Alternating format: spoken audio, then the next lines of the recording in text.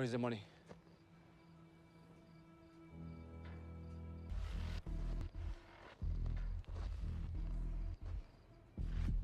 You've already been paid. In full. Dude, it's change.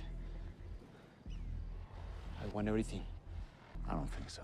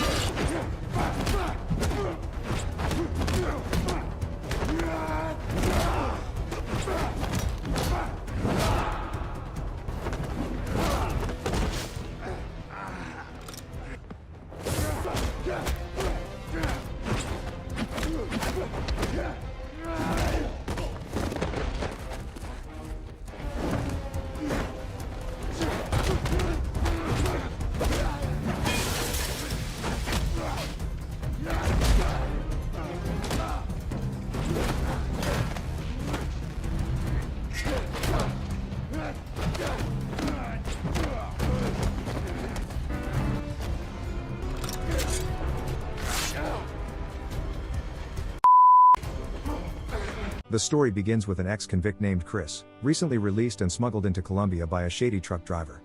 But once inside a junkyard near the Colombian border, things take a dark turn. The driver pulls out a machete and demands more money, despite already being paid in full.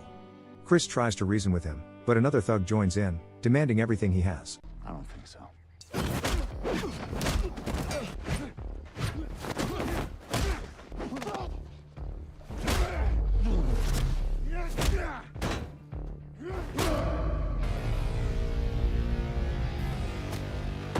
After the fight, Chris steals the truck and vanishes into the streets of Colombia. Later, he visits the grave of his ex-girlfriend on the outskirts of the city. Not long after, he begins trailing a 15-year-old teenager named Elisa. He follows her from school all the way back to her father's lavish mansion. Her father is none other than Vicente, a ruthless cartel boss with blood on his hands. Vicente welcomes Elisa with warmth but with sinister intentions, asking her to be available for his highly distinguished guests at an upcoming party. Elisa agrees, even promising to bring some of her friends. Meanwhile, in a quiet warehouse, we meet El Corvo, a psychotic assassin, methodically polishing his metal prosthetic arm and sharpening the hidden blade in it. Later that evening, he walks into a local cake shop. He says nothing and touches nothing. When the waitress politely asks him to leave, El Corvo slides out the hidden knife and forces her to eat cake straight off its razor-sharp edge. A female cop bursts in just in time, ordering him to back off. El Corvo says nothing and calmly walks out, but hides in her patrol car. Moments later, as the officer and the shaken waitress climb inside, Corvo rises from the back seat and murders them both in cold blood. The next morning, Elisa is escorted to school by armed guards. Chris, dressed like a homeless man, he breaks their car mirror to provoke a reaction.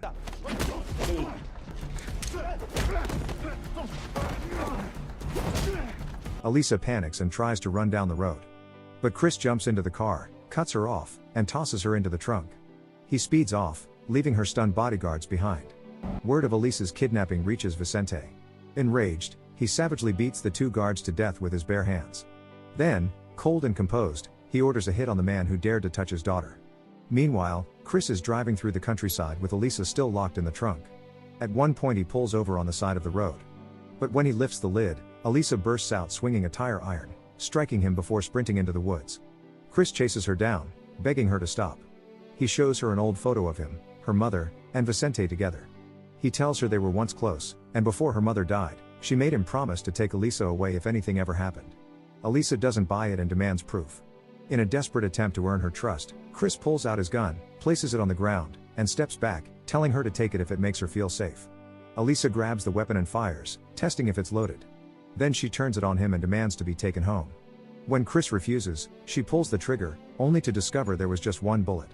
Chris soon realizes they're running low on gas, so he pulls into a small roadside station. As he steps out to fill the tank, Elisa sees her chance. She runs toward a group of local men playing football, screaming for help. The men assume Chris is some kind of predator and rush to stop him.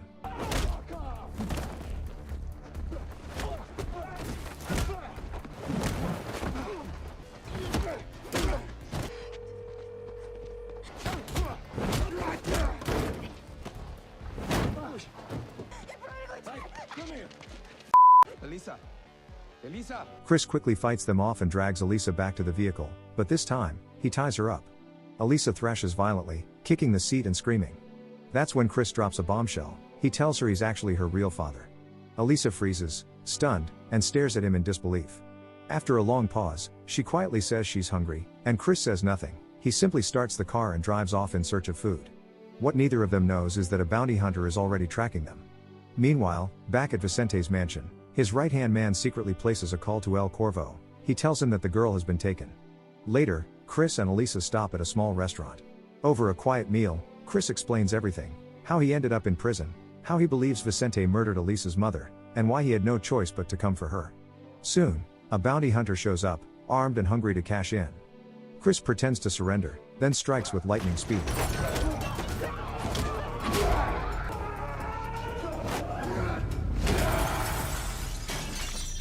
In the chaos, the thugs grab Elisa and shoot out Chris's tires, leaving him stranded outside the restaurant.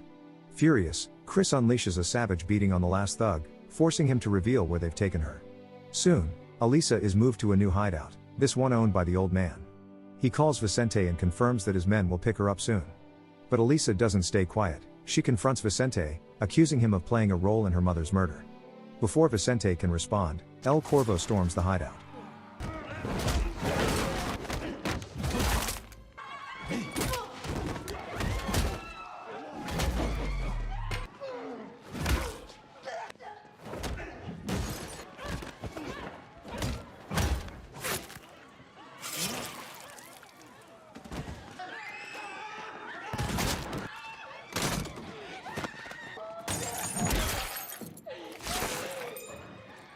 Hide there if you want to leave.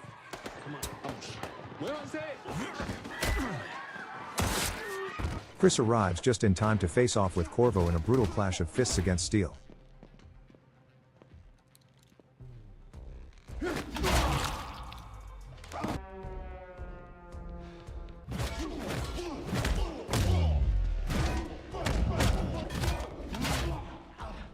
As the fight rages, Elisa grabs a gun and fires, giving Chris a split-second advantage. She runs, but Corvo goes after her.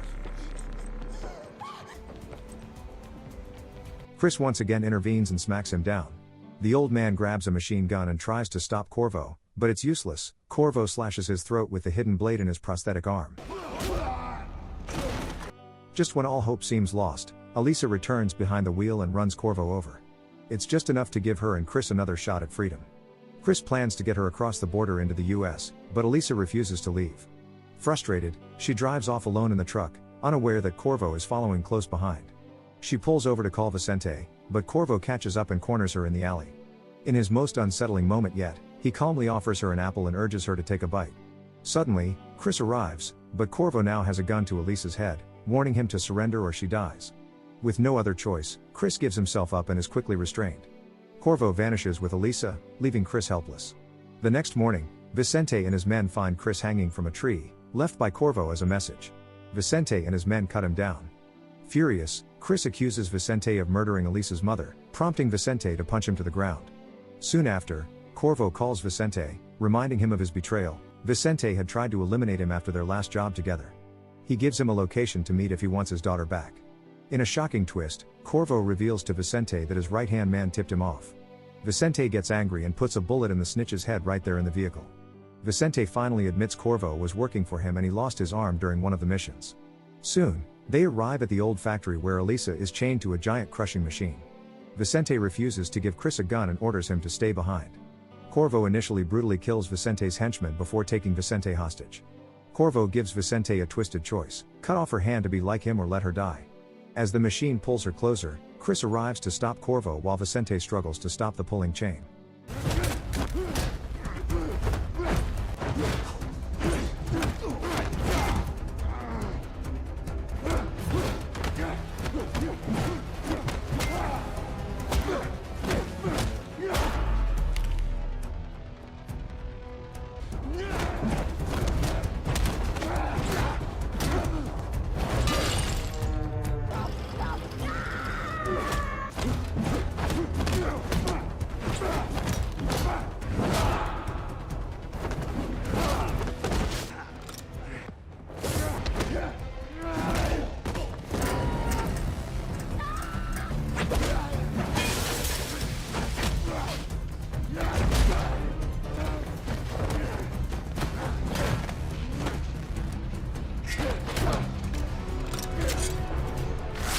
Corvo stabs Chris in the stomach, then taunts Vicente, forcing him to confess.